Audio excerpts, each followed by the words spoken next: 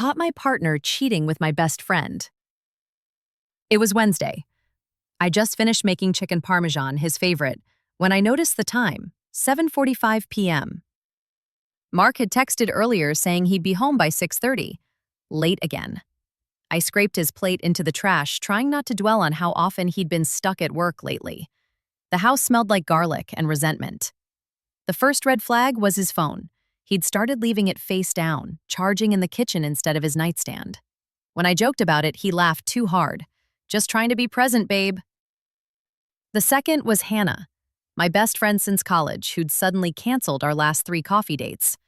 Swamped with work, she'd said, voice strained. I'd heard her lie before. This was the same tone she used when hiding my surprise 30th birthday party. Then came the receipts. A crumpled coffee shop slip in his coat pocket, dated last Tuesday. 2 lattes, 1 chocolate croissant. Mark hated croissants.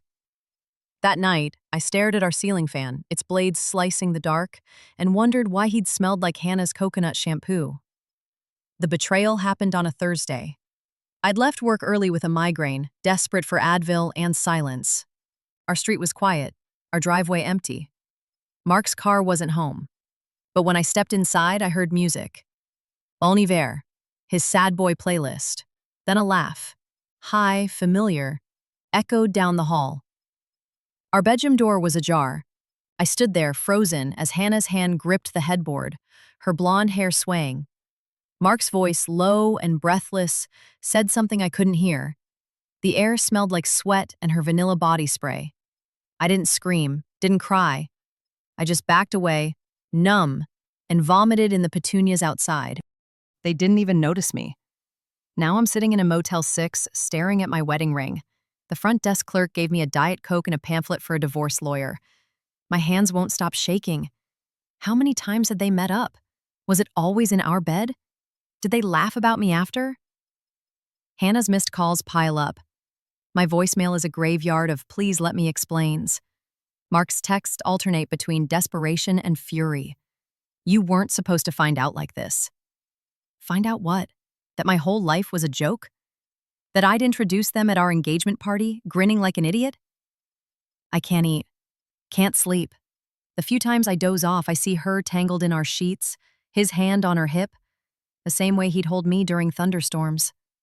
My chest physically aches, like someone replaced my heart with a bruise.